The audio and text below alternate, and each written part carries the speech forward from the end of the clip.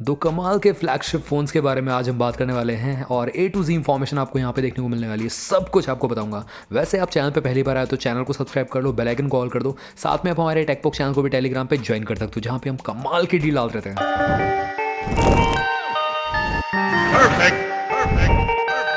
So guys, superb comparison लेके आप सभी के सामने, और इसमें बहुत मेहनत लगी है। इस वीडियो को शेयर कर दीजिएगा। अप्रॉक्सीमेटली मेरे को इसमें लग गया है 2 से 3 घंटे अप्रॉक्सीमेटली स्लाइड्स बनाने में ही लग गए, तो मेहनत ज़्यादा लगी है, तो इस चीज़ के लिए एक लाइक तो बनता है एंड मैक्सिमम लोग तक शेयर कर दीजिएगा। यहाँ पे स्नैपड्रैगन 8 एलाइट के साथ 2 फ़ोन्स जो हैं अभी हाल फिलहाल में आने वाले हैं। एक तो इसी मंथ कल आप सेल पे बाय कर सकते हैं, Realme GT 7 Pro, और एक iQOO 13 भी आने वाला है नेक्स्ट मंथ बेसिकली। तो चलिए बात करते हैं। यहाँ पे आप देख सकते हो iQOO 13 versus Realme GT 7 Pro, और यहाँ पे दोनों ही मतलब रिलीज डेट आप भी पढ़ सकते हो, देख सकते हो यहाँ पे इस तरीके से।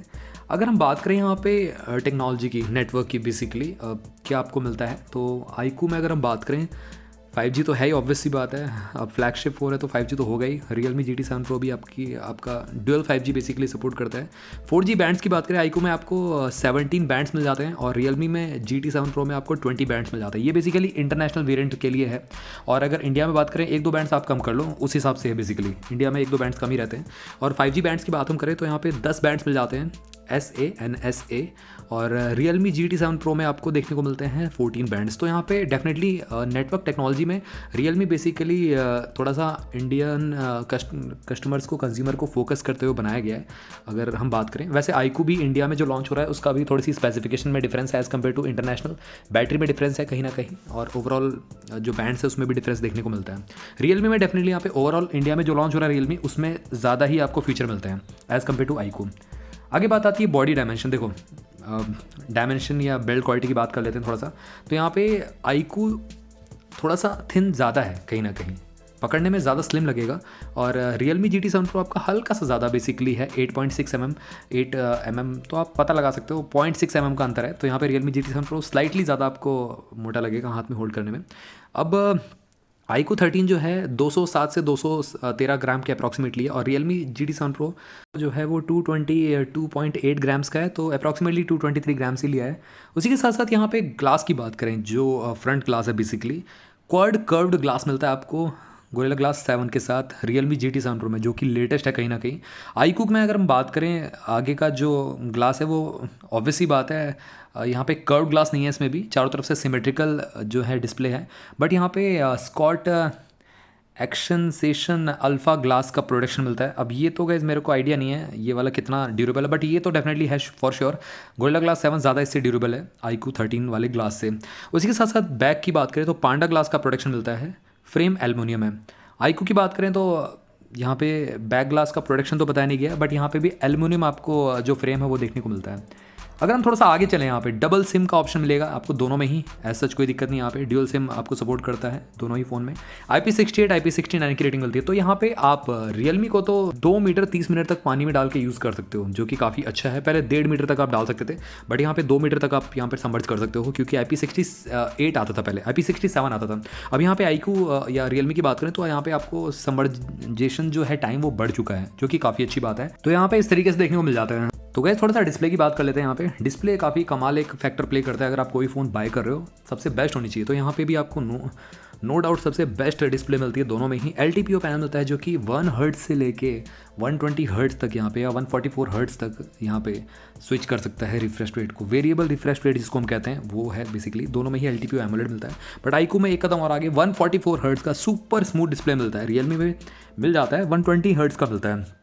तो अप्रॉक्सीमेटली आपको यहाँ पे 24 हर्ट्ज का एक्स्ट्रा यहाँ पे स्मूथनेस मिल रही है, क्योंकि iQOO मेनली गेमर्स के लिए बनाया गया है पूरा, और HDR10 का सपोर्ट मिलता है iQOO में। बट Realme में आपको डुअल विजन का भी सपोर्ट मिलता है, जो कि काफ़ी कमाल है। उसी के साथ साथ यहाँ पे अगर हम बात करें screen to body ratio, Realme में थोड़ा सा ज़्यादा मिलता है, बट यहाँ पे अगर हम बात करें डिस्प्ले की, तो Realme में आपको 1.5 की डिस्प्ले मिलता है, iQOO में आपको 2K डिस्प्ले मिल जाता है जो कि बहुत ज़्यादा है। इसी वजह से पर पिक्सल डेंसिटी भी काफ़ी शार्प है iQOO 13 की, 510 पिक्सल पर इनकी शार्पनेस मिलती है। अब यहाँ पे हम ब्राइटनेस की बात करते हैं क्योंकि कंपनी क्या है कि ब्राइटनेस में बहुत ज़्यादा बड़ा गेम खेलती है। तो यहाँ पे iQOO में आपको 1800 निट्स की नॉर्मल ब्राइटनेस मिलती है, जो नॉर्मल ऑल टाइम आप यहाँ पे बढ़ा घटा सकते हो, और Realme GT 7 Pro में 1000 निट्स की नॉर्मल रहती है। हाई ब्राइटनेस मोड में Realme की जो सनलाइट में कहीं ना कहीं 2000 निट्स तक पहुँच जाएगी, बट iQOO में 1800 निट्स तक ही रहती है, तो 200 निट्स की कम ब्राइटनेस मिलती है। बट HDR कंटेंट जब आप देखते हो फ्रैक्शन ऑफ सेकंड के लिए, जब आप उसमें नेटफ्लिक्स पे जब आप शोज़ देखोगे तो उसमें 6500 निट्स तक पहुंच जाती है iQOO 13 में। इवन Realme वही सिमिलर ही 6500 निट्स की ब्राइटनेस मिल जाती है। तो गाइस यहाँ पे डिस्प्ले क्वालिटी सुपर मिलती है और पीक ब्राइटनेस भी दोनों की काफ़ी अच्छी है। और यहाँ पे जैसे मैंने आपको बताया 1.5K रिजोल्यूशन मिलता है Realme में, एज़ कम्पेयर टू iQOO में आपको 2K रिजोल्यूशन मिलता है। अब आगे बात आती है यहाँ पे कहीं ना कहीं प्लेटफॉर्म्स की, किस पे बेस्ड है बेसिकली। iQOO 13 आपको फन टच OS के साथ आता है 15, और जो कि Oppo Vivo में भी देखने को मिलता है आपको। Realme की बात हम करें तो Realme UI 6.0 पे बेस्ड है। Android 15 out of the box आपको मिलेगा देखने के लिए, और साथ ही में 4 मेजर अपडेट्स भी यहाँ पे प्रॉमिस किए हैं iQOO ने। Realme के कहीं भी पेज पे, कहीं भी डिस्क्रिप्शन पे ये नहीं बताया गया कितने आपको जो मेजर अपडेट्स मिलेंगे, बट फॉर श्योर 3 तो मिलेंगे, और सिक्योरिटी पैचेस 4-5 साल के तो आप रख लो क्योंकि फ्लैगशिप फोन है, ऑब्वियस सी बात है। आगे बात आती है यहाँ पे Qualcomm Snapdragon 8 Elite चिपसेट मिलता है जो कि 3 नैनोमीटर पे बेस्ड है, 3 नैनोमीटर बेस्ड बेसिकली है, और जो AnTuTu बेंचमार्क स्कोर है बहुत ही ज़्यादा है, 2.7 मिलियन का करीब तो Realme का है, और iQOO का 3 मिलियन तक चला जाता है। तो गाइस कहीं ना कहीं थोड़ा सा ओवर पावर भी कर रखा है iQOO को। और इसी के साथ साथ यहाँ पे GPU की बात करें, Adreno 830 मिल जाता है, और वेपर कूलिंग चैम्बर भी मिल जाता है iQOO 13 में, जो कि कहीं ना कहीं Realme GT 7 Pro में थोड़ा सा बड़ा है। वेपर कूलिंग चैम्बर जो दिया गया है iQOO 13 से, तो ज़्यादा मतलब हीट डेसिपेशन अच्छी तरीके से हो पाएगा Realme GT 7 Pro में, और जो कह सकते हो कंसिस्टेंसी है गेमिंग में आपको मिल पाएगी Realme GT 7 Pro में। और iQOO में जो है कहीं ना कहीं गेम्स का जो रन टाइम है बेसिकली FPS जो प्रोवाइड करता है अप्रॉक्सीमेटली 119 से 120 FPS की गेमिंग आपको प्रोवाइड करता है। Realme में भी इतना ही आपका प्रोवाइड करेगा मिनिमम, बेसिकली ये कह रहा हूँ मैं। आगे बात आती है यहाँ पे मेमोरी की, तो यहाँ पे दोनों में ही कार्ड स्लॉट नहीं मिलेगा, ऑब्वियस सी बात है। 2024 एरा आ चुका है, तो यहाँ पे कंपनी ने कार्ड स्लॉट देना बंद ही कर दिया है।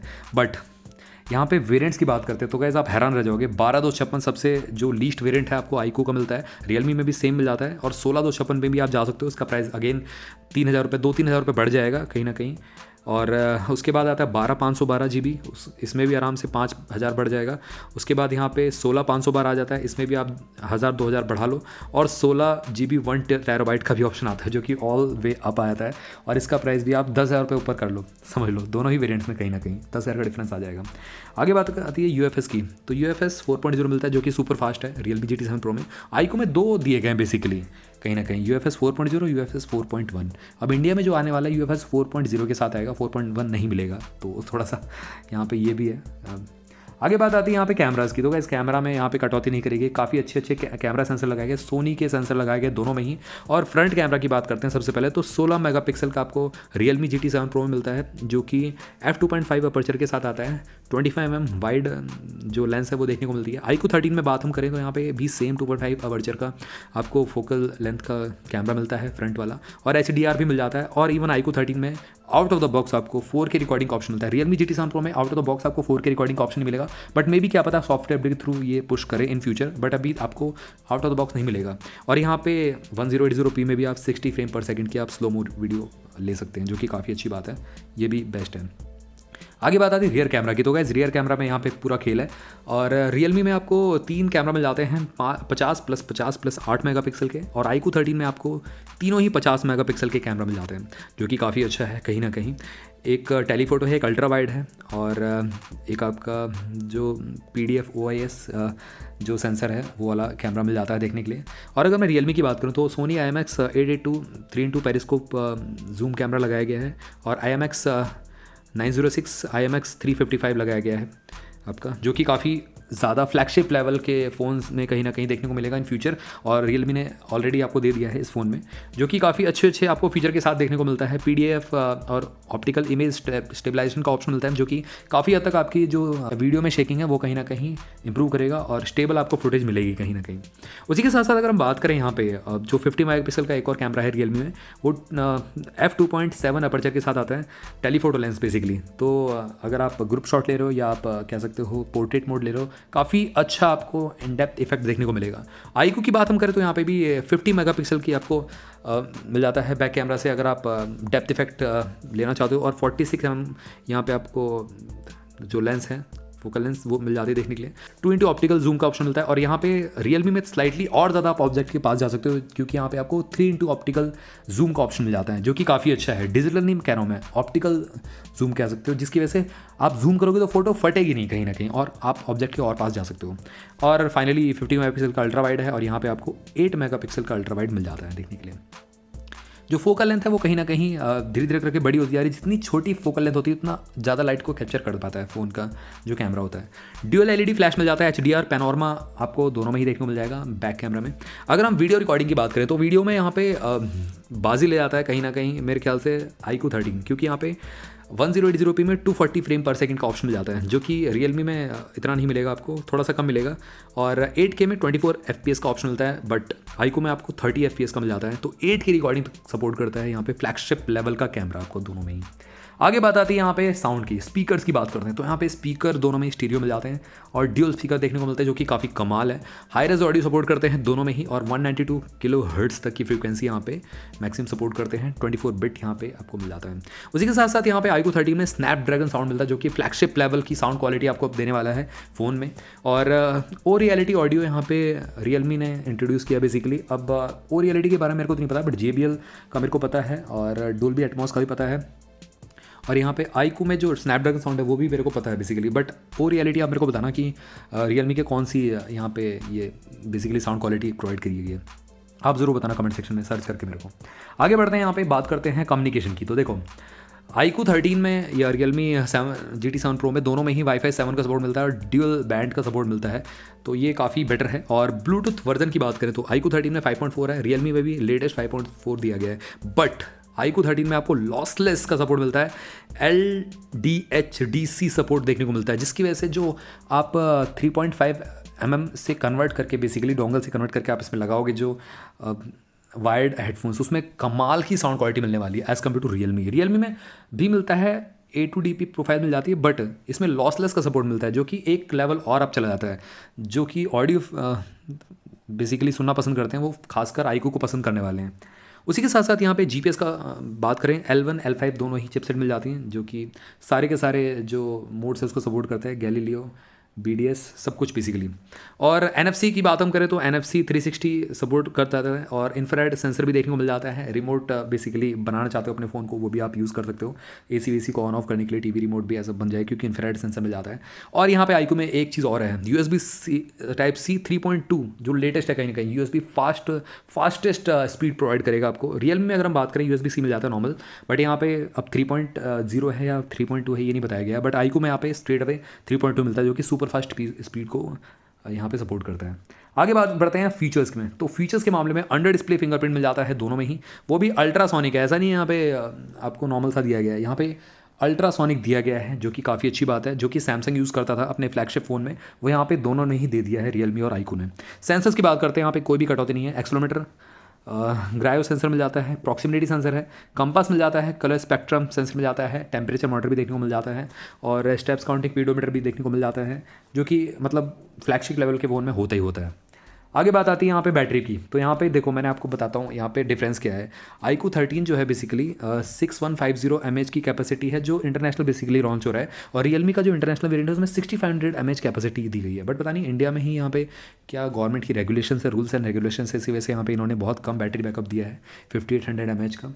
उसी के साथ साथ यहाँ पे सिलिकॉन कार्बन इस बार बैटरी का यूज़ किया गया, जिसकी वजह से हीट कम प्रोवाइड मतलब हीट यहाँ पे डेसिपेशन अच्छा होगा। दूसरा यहाँ पे बैटरी हेल्थ बेटर रहेगी लॉन्ग टर्म के लिए, और लिथियम आयन बैटरी से काफ़ी अच्छा यहाँ पे आपको लॉन्ग टर्म तक सस्टेनेबिलिटी मिलने वाली है दोनों ही बेसिकली बैटरीज़ में, चाहे रियलमी की बात करें चाहे iQOO की बात करें, तो ये काफ़ी अच्छा है। 120 वॉट की वाइड चार्जिंग सपोर्ट करते हैं दोनों में ही, और यहाँ पे 100% 30 मिनट में होता है iQOO भी, और सेम रियलमी भी 100% चार्ज हो जाएगा 30 मिनट में, अप्रॉक्सीमेटली 15 मिनट में आपका 50% चार्ज हो जाते हैं दोनों ही फ़ोन्स।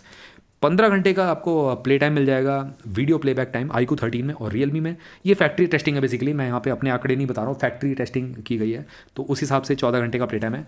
अब वेरी कर सकता है पर्सन टू पर्सन जब आपके हाथ में एक्चुअल में फ़ोन आएगा। तो यहाँ पे बात कर लेते हैं प्राइसिंग और फाइनल कंक्लूजन की भी। यहाँ पे iQOO 13 की बात हम करें, Realme GT7 Pro की बात करें तो Realme GT7 Pro तो प्री ऑर्डर पे था ही ऑलरेडी, एक हफ्ते से था बेसिकली। 999 में आपको बहुत सारे एडिशनल बेनिफिट्स भी मिल रहे थे, बट कल ये एक्चुअल सेल पे जाने वाला है और प्राइस रहेगा 55,000 से लेके 60,000 रुपये तक के प्राइस ब्रैकेट में अकॉर्डिंग टू वेरिएंट्स। और iQOO 13 की बात हम करें तो यहाँ पे 3 दिसंबर को आएगा, थोड़ा सा लेट आएगा ये। और जो प्राइसिंग रहेगा अराउंड 48,000 से लेके 55,500 रुपये तक के प्राइस ब्रैकेट में आएगा iQOO 13। तो गैस यहाँ पे ज़्यादा वैल्यू फॉर मनी कौन से, देखो सिंपल सी बात है, iQOO 13 में आपको चीज़ें फीचर ज़्यादा मिल रहे हैं, बट ये कि बैंड थोड़े से कम मिलते हैं। और Realme GT7 Pro में बैंड ज़्यादा मिलते हैं, बट अगेन फीचर थोड़े से कम मिल रहे हैं। जैसे कि Realme GT7 Pro में जो थर्ड कैमरा है 8 मेगापिक्सल का मिलता है, iQOO 13 में आपको थर्ड कैमरा 50 मेगापिक्सल का मिल जाता है। दूसरा iQOO 13 में आपको जो डिस्प्ले मिलती है वो आपको 2K डिस्प्ले मिलती है प्रॉपर, और Realme GT7 Pro में आपको सिर्फ 1.5K की डिस्प्ले मिलती है। नॉर्मल पर्सन कोई ज़्यादा दिक्कत नहीं करने वाला, पता नहीं चलने वाला, वैसे भी इसमें कोई भी डिफरेंस नहीं पता चलेगा। iQOO 13 में आपको 144 हर्ट्ज़ की आपको स्मूथ सुपर स्मूथ डिस्प्ले मिलती है। Realme GT7 Pro में आपको डिस्प्ले भी कहीं ना कहीं थोड़ी सी स्मूथ डिस्प्ले रेट कम मिलता है, 120 हर्ट्ज़ का ही। तो यहाँ पे ज़्यादा मेरे ख्याल से फीचर रिच फ़ोन है iQOO 13, और मेरा वोट जाता है iQOO 13 को। तो गैस आप ज़रूर कमेंट सेक्शन में बताना आपका वोट किस फ़ोन को जाता है। एंड गैस इस तरीके के कंटेंट को आप एंजॉय कर रहे हो तो मैं फ्यूचर में और लेके आता रहूँगा। किसी और फ़ोन का कंपैरिजन किसी और के साथ अगर आपको चाहिए तो ज़रूर मेरे को कमेंट सेक्शन में बताना। तो मिलते हैं आप सभी से अगली वीडियो में, टिल देन बाय बाय।